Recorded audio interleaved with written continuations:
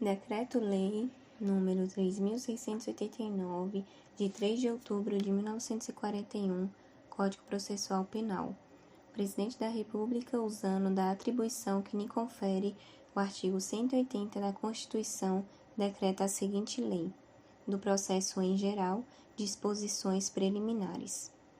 O processo penal reger-se-á em todo o território brasileiro por este Código, ressalvados os tratados, as convenções e regras de direito internacional, as prerrogativas constitucionais do Presidente da República, dos ministros de Estado, nos crimes conexos com os do Presidente da República e dos ministros do Supremo Tribunal Federal, nos crimes de responsabilidade, os processos da competência da Justiça Militar, os processos da competência do Tribunal Especial, os processos por crimes de imprensa.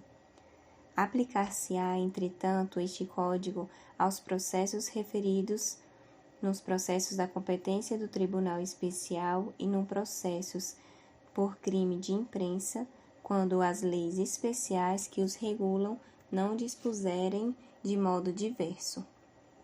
A Lei Processual Penal aplicar-se-á desde logo, sem prejuízo da validade dos atos realizados sobre a vigência da lei anterior. A Lei Processual Penal admitirá a interpretação extensiva e aplicação analógica, bem como o suplemento dos princípios gerais de direito.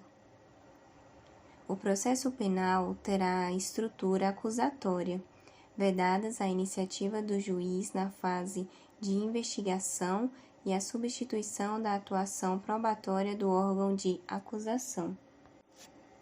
O juiz das garantias é responsável pelo controle da legalidade da investigação criminal e pela salvaguarda dos direitos individuais cuja franquia tenha sido reservada à autorização prévia do Poder Judiciário, competindo-lhe especialmente receber a comunicação imediata da prisão, nos termos do inciso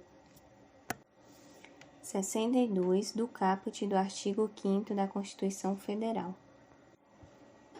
Receber o auto da prisão em flagrante para o controle da legalidade da prisão, observado o disposto no artigo 310 deste Código. Zelar pela observância dos direitos do preso, podendo determinar que este seja conduzido à sua presença a qualquer tempo. Ser informado sobre a instauração de qualquer investigação criminal. Decidir sobre o requerimento de prisão provisória ou outra medida cautelar, observado o disposto no parágrafo 1º deste artigo. Prorrogar a prisão provisória ou outra medida cautelar, bem como substituí-las ou revogá-las, assegurado, no primeiro caso, o exercício do contraditório em audiência pública e oral, na forma do disposto neste Código ou em legislação especial pertinente. Decidir sobre o requerimento de produção antecipada de provas consideradas urgentes e não repetíveis, assegurados o contraditório e a ampla defesa em audiência pública e oral. Prorrogar o prazo de duração do inquérito, estando o investigado preso, em vista das razões apresentadas pela autoridade policial e observado o disposto no parágrafo 2º deste artigo. Determinar o trancamento do inquérito policial quando não houver fundamento razoável para sua instauração ou prosseguimento. Requisitar documentos, laudos e informações ao delegado de polícia sobre o andamento da investigação. Decidir sobre os requerimentos de interceptação telefônica, do fluxo de comunicações em sistemas de informática e telemática ou de outras formas de comunicação.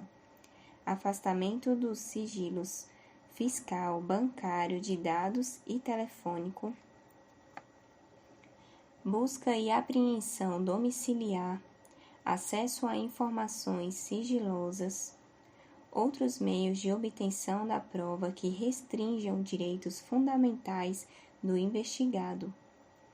julgar o habeas corpus impetrado antes do oferecimento da denúncia, determinar a instauração de incidente de insanidade mental, decidir sobre o recebimento da denúncia ou queixa nos termos do artigo 399 deste Código, assegurar prontamente, quando se fizer necessário, o direito outorgado ao investigado e ao seu defensor de acesso a todos os elementos informativos e provas produzidas no âmbito da investigação criminal, salvo no que concerne estritamente às diligências em andamento. Deferir pedido de admissão de assistente técnico para acompanhar a produção da perícia. Decidir sobre a homologação de acordo de não persecução penal ou os de colaboração premiada, quando formalizados durante a investigação. Outras matérias inerentes às atribuições definidas no caput deste artigo.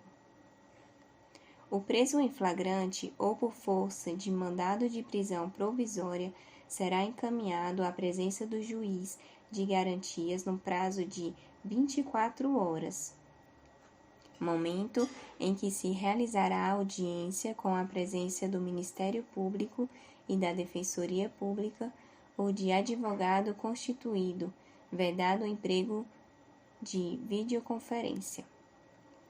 Se o investigado estiver preso, o juiz das garantias poderá, mediante representação da autoridade policial e ouvido o Ministério Público, prorrogar uma única vez a duração do inquérito por até 15 dias, após o que, se ainda assim a investigação não for concluída, a prisão será imediatamente relaxada.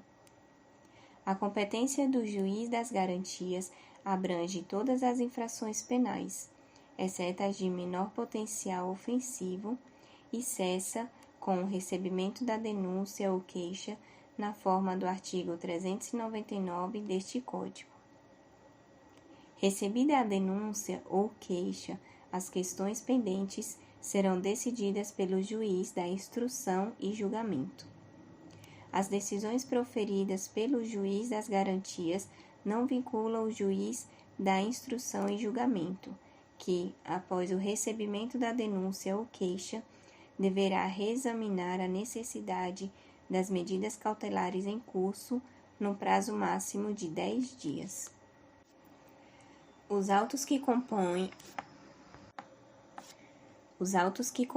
as matérias de competência do juiz das garantias ficarão acautelados na secretaria desse juízo, à disposição do Ministério Público e da Defesa, e não serão apensados aos autos do processo enviados ao juiz da instrução e julgamento, ressalvados os documentos relativos às provas irrepetíveis, medidas de obtenção de provas ou de antecipação de provas, que deverão ser remetidos para apensamento em apartado. Fica assegurado às partes o amplo acesso aos autos acautelados, na Secretaria do Juízo das Garantias. O juiz que, na fase de investigação, praticar qualquer ato incluído nas competências dos artigos 4º e 5º deste Código, ficará impedido de funcionar no processo. Nas comarcas em que funcionar apenas um juiz, os tribunais criarão um sistema de rodízio de magistrados, a fim de atender às disposições deste capítulo. O juiz das garantias será designado conforme as normas de organização judiciária da União, dos Estados e do Distrito Federal, observando critérios objetivos a serem periodicamente divulgados pelo respectivo tribunal. O juiz das garantias deverá assegurar o cumprimento das regras para o tratamento dos presos, impedindo um acordo ou ajuste de qualquer autoridade com órgãos da imprensa para explorar a imagem da pessoa submetida à prisão, sob pena de responsabilidade civil, administrativa e penal. Por meio de regulamento, as autoridades deverão disciplinar em 180 dias o modo pelo qual as informações sobre a realização da prisão e a identidade do preso serão de modo padronizado e respeitada a programação normativa aludida no caput deste artigo, transmitidas à imprensa, assegurados a efetividade da persecução penal, o direito à informação e a dignidade da pessoa submetida à prisão.